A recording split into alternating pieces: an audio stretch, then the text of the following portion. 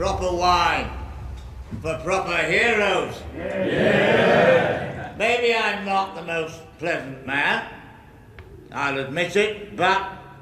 It's always interesting when you're starting a new season, and the question always is, what do you start with? You either start with something small to kind of ease your way in, or you just start with something huge and get it over with, and you can put that behind you. In this case, we started with something really huge. Okay, everybody starting out there, and action. That was your mistake. Leave one wolf alive, and the sheep are never safe. And I love that scene, because you come into this and you're like, wait a second, Walder Frey's dead. How is this possible? What's going on? I was thrilled that they'd made a full head prosthetic, which fitted my face, but I looked like David Bradley. As an actor, to really reveal yourself and take another face off your face rather than just pretend, that just made it a lot easier and a lot more fun, I guess. It's the actors just kind of pulling on their own skin, really. And then it's really done in cuts, where the arm movement and where you place the camera, having Walder Frey do that, and then having Arya repeat that but from a different camera angle that looks like something's come off, and it's very effective. What makes it extremely effective is Maisie's performance, because she just sells it so beautifully. And I love the moment when she turns to Walder's wife and says, "When people ask you what happened here, tell them the North remembers." I think it's a great opener for the season. I think it's a great reintroduction to Arya, where she's coming from and where she's heading. She realizes her power, and I guess, yeah, maybe there is the argument that you didn't have to kill the whole Frey army, but they weren't good news. I don't think we'll miss them.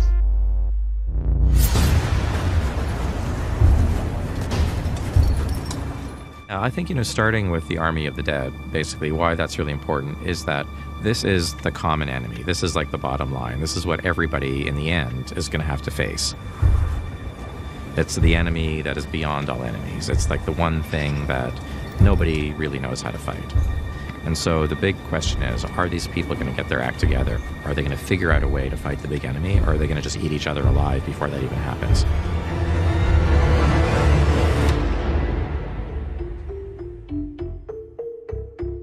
So for Zombie Giants this year, we've got 2 returning cast. We've got Ian White, and we've got Neil Fingleton, who was with us on season 4. They're similar makeups, but we have kind of interchangeable little bits and pieces, and we do a slightly different paint scheme. We can have different costume as well. So it's creating 4 different looks. So for the Whites, this year we decided that we'd up our game a little bit, and we've resculpted an awful lot of the zombies, their makeups. They're still very mix and match and generic, because we have a huge amount of stunt guys, but we just thought we would change things up and improve some of the sculpts. It's been a huge production line, but it's something we were able to use a few existing moulds and then make a load of new stuff as well.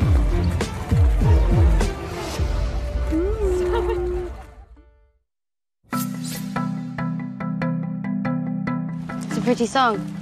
I've never heard it before. It's a new one. Ed Sheeran's got a beautiful voice, and we knew he was a fan of the show, and we knew that Maisie was obsessed with him. So we always thought it would be fun to try to get him into a Maisie scene at some point. When I first got the scene and I was a Lannister soldier and it was with Maisie, I just assumed we'd all get killed at the end. Action. I don't want to steal your food. You're not stealing, we're offering. Come on, it's going to be a cold night. Just a nice moment for her to really enjoy human company without lies and trickery. But I think the underlying theme is that, as in any war, the soldiers are just people and we are young boys. She really enjoys just hearing their stories and finding a bit of normality again. And I think she kind of realises that she can just kind of chill, let her guard down, have some food and crack some jokes. So why is a nice girl on our own heading to King's Landing? I'm going to kill the Queen.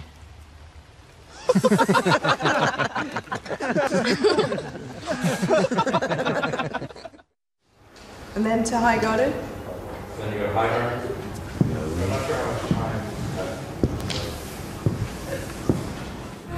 What is this?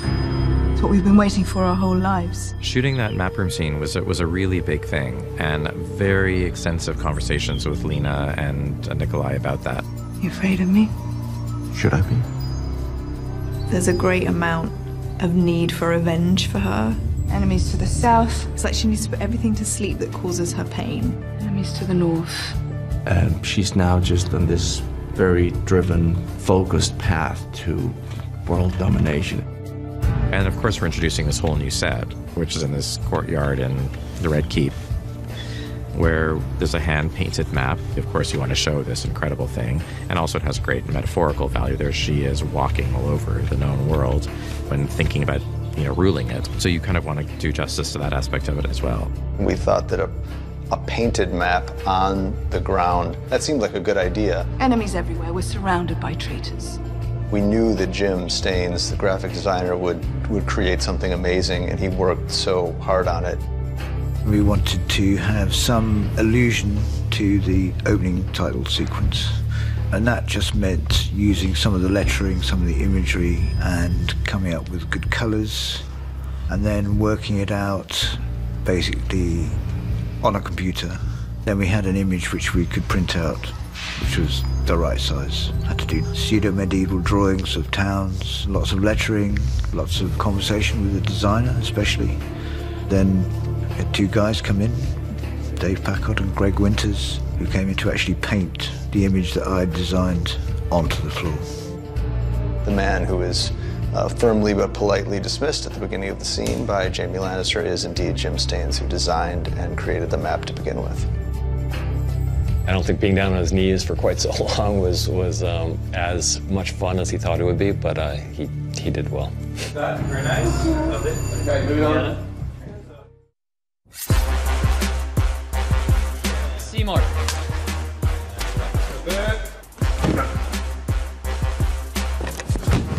There is some fun to be had, I think, in seeing Sam in this new environment where, you know, he really came here to the kind of tower of knowledge to learn the secrets of the known and unknown world.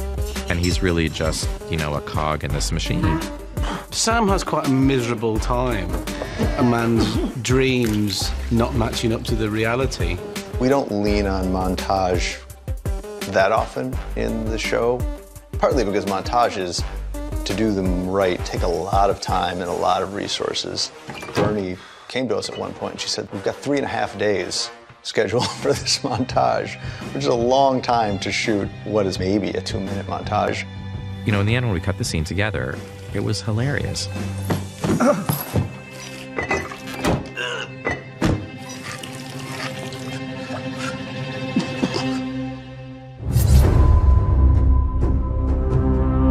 Going back to a place that created you and that was the beginning of you and the end of your family is kind of epic.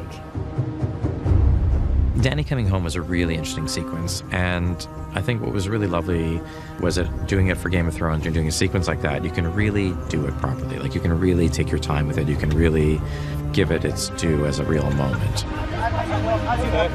Because there's no dialogue, it puts more weight on Amelia, who's doing all of this with her face and her actions and her movement. It puts a lot of weight on the art department because the place itself is really the other main character. The space has to be something that Daenerys feels very connected to, where everything that she's heard about is suddenly somehow in front of her. That was exciting to do, and the locations that we shot in Spain for it were absolutely stunningly beautiful. We had to find somewhere that had a certain weight and power to it. And when we arrived at Zumaia Beach, the geological formations there are so unique and so special and so interesting that they have a weight to them that I think none of us could ignore. Actually, quite often, we have to split location for the same scene. The end result was we decided that we could do most of what we wanted to do in 2 locations, split between Spain and Northern Ireland. The arrival is shot in Zumaia. You then get up onto the platform, go up a set of stairs, and then we're on stage here in Belfast. And then once she goes through those doors here, then you pick her up again in San Juan, where she goes up the steps to the castle. Those locations together informed for me the whole design of Dragonstone.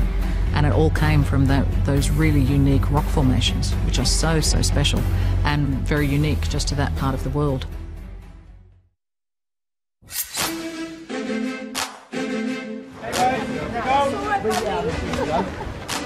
The Gates of Dragonstone. It's probably going to be on film for about 30 seconds, but so much detail and work went into this set. 2 giant dragon heads were carved by our sculpting team, with the most beautiful, big, massive doors that were designed and built here. The locations in Spain, had that very strong rock formation, that very strong strated look. And we were able to bring in those beautiful geological formations in those side corridors. We had to use the rocks from the location. We sent out a team of plasterers to Spain. They took impressions of the stone. And from those, we created moulds, and we used those rocky shapes to create the shapes of the corridors in the cave. There's that kind of physical, geological journey that we were able to design. And then that all culminated in the throne room, where we had to create like a new architecture.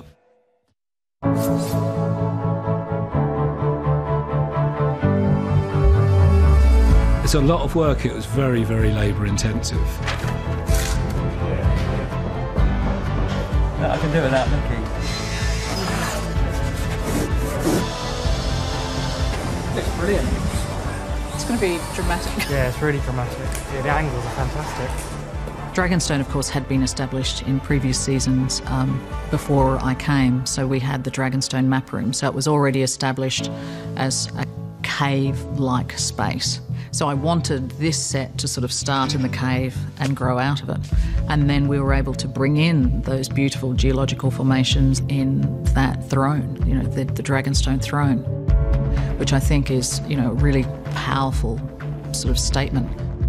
The only directions we gave her was that it should be quite imposing and intimidating, and that the throne would be carved out of the rock, and that was it. And that's all we gave her, and then she went to town with that.